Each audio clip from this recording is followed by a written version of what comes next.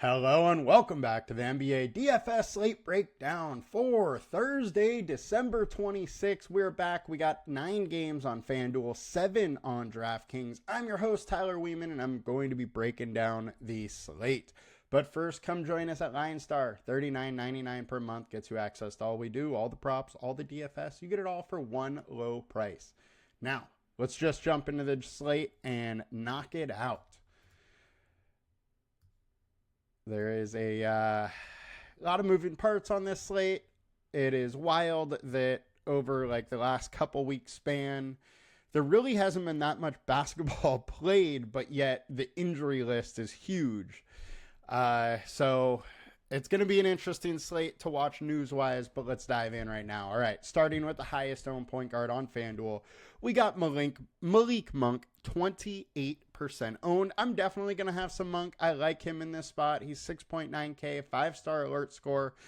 The big thing is he's getting solid minutes as a starter, and as a starter, he's right about one fantasy point per minute at the shooting guard spot, and which is a very good matchup versus the Pistons, so I'm interested to go there. Colin Sexton, 5.9K, 4.5 stars, 22% owned. The big news here is no Keaton George, no Jordan Clarkson, no John Collins. In this scenario, Sexton gets a huge bump up. I am going to probably be slamming Sexton. I will have a ton of him, and he is probably my favorite play on the slate. Is he going to be super high owned? Yes, but I'm fine with it. It's versus Portland, and I want those points there. Next, we got Fred VanVleet, 7,300 versus the Pelicans, 4.5-star alert score. I'm fine to go here. I'm going to get a little bit, but I'm not going super heavy. Now let's get into our pivots. We got a LaMelo Ball, 1.1K versus the Wizards. This is a game that could stay close. Both teams aren't very good. It's a pace-up matchup. And what we've seen from Ball lately is just huge upside. I think Ball is in a great spot and going way too low owned for the potential 70 burger that he can put up on his ceiling games. But really, we're fine with 60 plus with his price point in this spot. I think Ball makes for an interesting lower owned option. Trae Young versus the Bulls, another great spot. Trae Young is, everything to this team right now, as was, really his career. Trae Young has been just an absolute beast. And Bulls have struggled to guard point guard. They're 22nd overall versus the point guard. They are 25th overall versus defense, or as a defense over the last 20 games. And then both of these teams are super fast. We have 106.6 pace for the Hawks, 106.1 for the Bulls. Just very, very rarely do you get this type of pace up matchup. And these are kind of the matchups that a guy like Trae Young can really succeed in. So I'm interested in Trae Young for sure. And then another guy that I'm interested in that team is on that game and on that team is Dyson Daniels. We've seen some huge ceiling, high 40s, low 50-point scores out of him. And the games that he can really do that in are the faster ones that more possessions, meaning more chances for steals and all that. So I think Dyson Daniels is a very interesting pick. Now, I do have to warn you with this one, and he's going to stay low owned, in my opinion, just because there is this volatility. He could easily just get 30, but that chance of mid 40s, 50s at 7K is there, and I'm interested to take that. He just needs to kind of pile up some of those steals and blocks. That's where his ceiling outcomes come from. And the Bulls versus the shooting guard are allowing 1.9 steals blocks per game to the shooting guard. Now, Daniels is, an elite steals and blocks defender. So I would expect that 1.9 is much higher for a guy like Daniels. So interested to go there for sure. On to DraftKings. Our highest owned point guard is Fred VanVleet at 24%. We got SGA at 22%. SGA is versus the Pacers. So pace up spot for him, which doesn't happen very often. He's been very good lately. Pacers been good versus the point guard, but SGA is just a different animal, and in games that can stay close is when SGA has his real ceiling, and I like it in this spot. I mean, he's done well versus them versus the last couple of years, being in pretty much mid 50, low 60 category, so I'm fine taking some SGA there. Scotty Barnes, 9,100, 14% owned. One thing that I found very scary in my research of Scotty Barnes, without Podol and without Quickly, he's at like 1.08 fantasy points per minute so far this season. Those two guys are out. So I think, it is a smaller sample size, so not ruling out, his better, higher point per dollar ability, but I am a little worried of Scotty Barnes, and I don't have much of him right now. Let's get over to shooting guard on FanDuel. We got Malik Monk. We got Colin Sexton. We've talked about both of them. Amen Thompson, 6,600, 22% owned. Right now, he's my second highest guy. When he gets starts, he gets 40s. That's been the case in the 2 starts last year. Last year, he had a string of big starts, but pretty much this guy, when he gets minutes, he produces. And I'm fine to go here in a game versus the Pelicans, which should be very interesting. And they're just terrible versus small forward at overall 30th ranked. And Thompson can definitely do some work. So I'm interested in him. Dylan Brooks is expected to be out again, so it makes some sense to go there. Bilal Coulibaly. Now, this is one guy that I talked about, unfortunately, on the 23rd as a guy that I liked. He is now in a better spot versus the Hornets, and no Kuzma. He gets a big jump up without Kuzma. Definitely interested in him. His minutes are more secured, and at 6,500, I will be going there for sure in a great matchup versus the Hornets. And Brandon Miller, just on the other side of that. Brandon Miller is questionable, so definitely watch the injury reports, but I'm going to get a ton of him if he plays. Pretty much how the Hornets have been running their offense is it is through Ball and through Miller, as it should be, the two best offensive weapons, and Miller can frankly just get it done, has a string of very, very solid performances and can hit 50, 60 at 7K. And then you add in that he's in just an absolutely great matchup versus the Wizards in a pace-up spot. They're 30th overall on D. I love me some Brandon Miller tonight. And Dyson Daniels we covered, so we will move on to shooting guard on DraftKings. Okay, we got Amen Thompson. Talked about him. Trevelin Queen, he came in and started, surprise start last time. Played 34 minutes versus Boston, got 3,100. If he's going to play 34 minutes and he's at 3,600, he has to be in consideration. Now, the thing is, he's barely played this year, so we really have no clue if that's for real or if it's just that, he played well, so he got extra minutes. Really hard to know, but definitely a little interested in Queen. Another guy that you could say instead of Queen would be Cole Anthony, but Cole Anthony really got his bigger minutes when Suggs was out. So Cole Anthony has that high ceiling, but I just don't expect quite, the explosion of minutes for him today. So it's kind of hard for me to want to go Cole Anthony, but Queen, if he's starting, should get plenty of work. Zach LaVine, 7,100. He's been his good version lately. Fine to go here in a pace-up spot versus Atlanta. Very high-paced game, so I'm fine to take some shots in this game as a whole and even potentially small little game stacks. Small forward on FanDuel, we got Amen Thompson. We got DeMar DeRozan, 7,100, 21% owned. I am actually interested in DeRozan. He's averaging like 0.05 with Monk in the starting lineup. And then you get a good matchup versus the Pistons. There's definitely path to success at 7,100 for a guy that has, mid-40 capability any night of the week, regardless of the matchup. So a little interested there. The one thing I would have to say with those Sacramento plays is the game needs to stay close and into that later part of the game, which, they're only 6-point favorites, so it absolutely could. But that is a little worry that becomes a shootout. Or, sorry, a blowout. Jalen Johnson, 9,200, 16% owned. I'm always fine taking some Jalen Johnson. My only issue is being like mid-nines. Some of this ceiling is taken out of his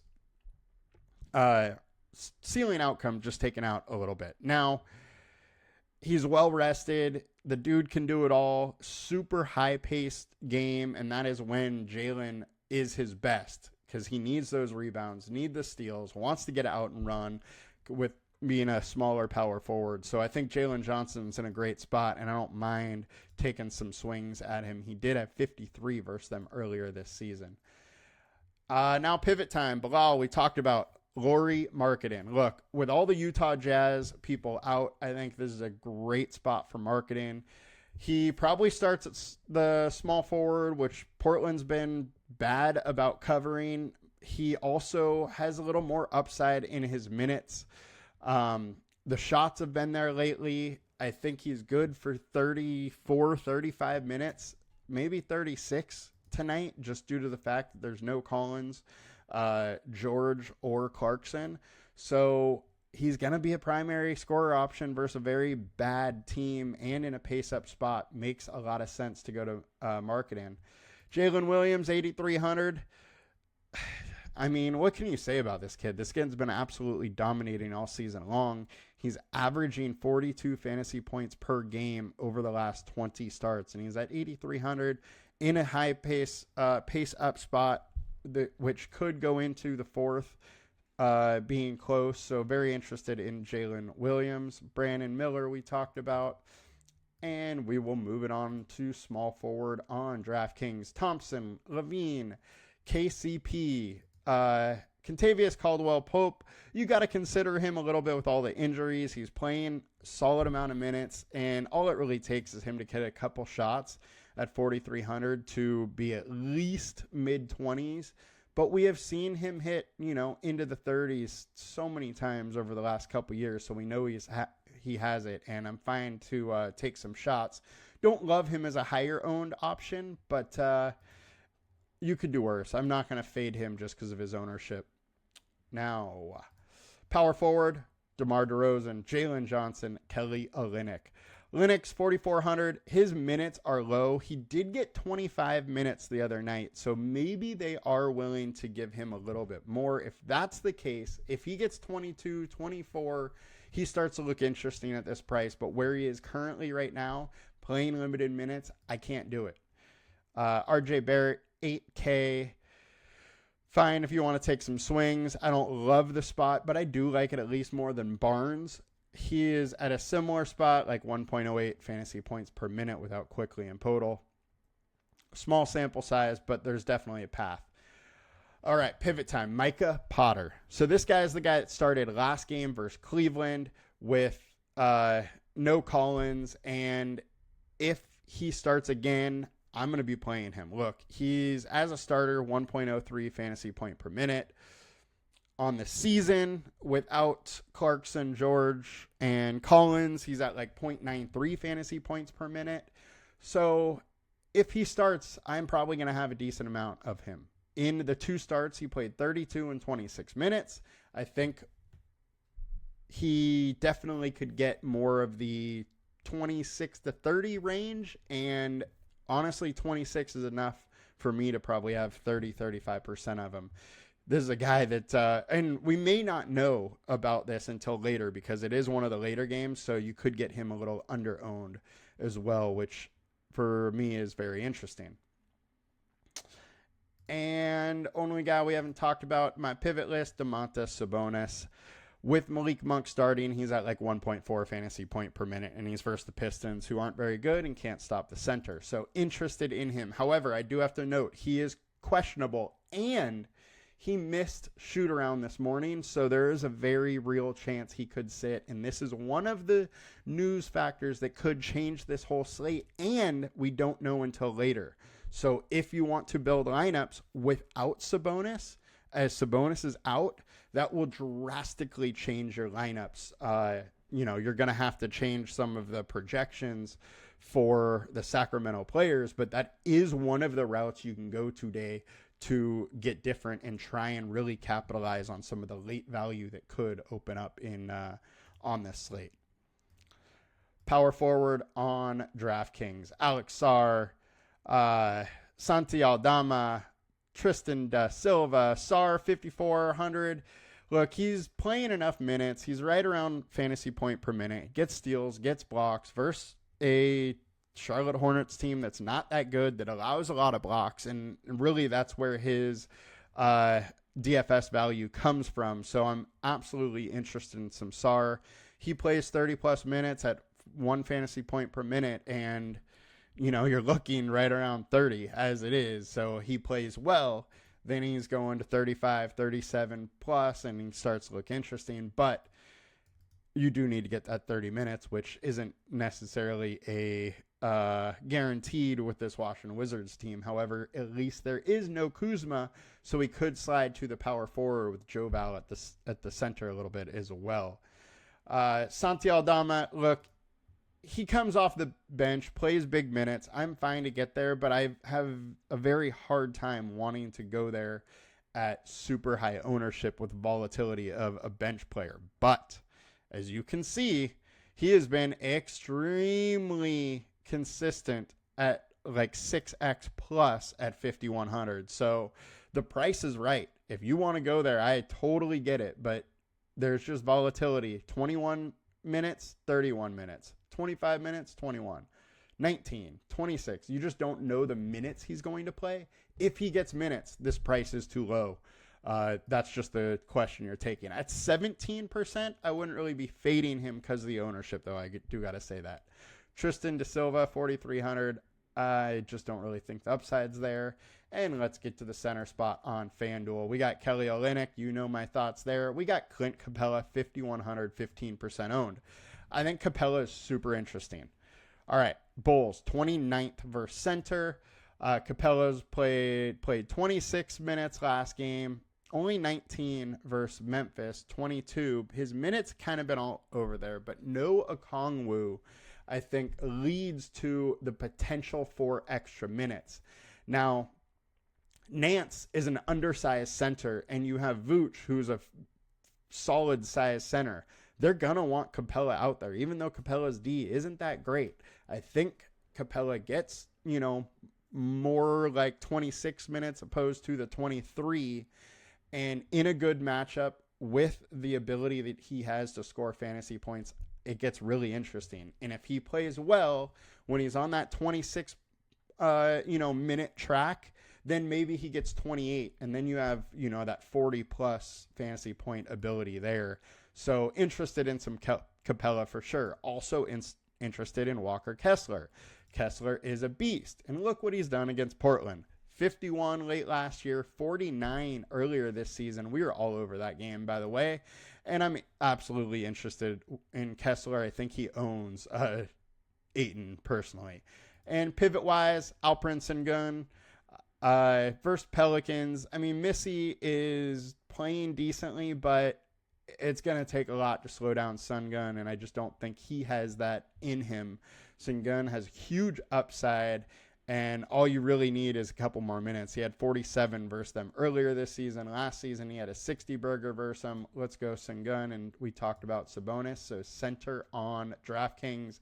Sarr, Missy, 5,900. Look, Missy at 5,900 is a little low priced. He has that 40-plus ability, but it's a tough spot versus Rockets. He's only averaging 1 fantasy point per minute. Then you get the tough spot, so he's probably would be projecting more like 0.92 or something. Needs to play a lot of minutes to really get this going. Now, his minutes have varied a little bit. He got 40 the other night, but I think most likely outcome is 30 to 32 for him, and then probably just doesn't quite have enough to really carry your team, your GPP. Capella, we talked about. Eddie is a little interesting here.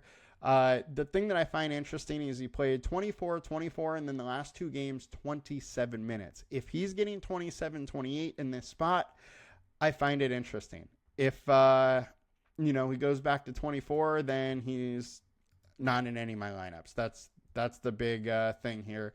However you want to project him minute-wise is the difference maker. That will do it for us today, guys. Thank you for joining us again, and I will be back with more tomorrow. Have a good one, guys. Peace.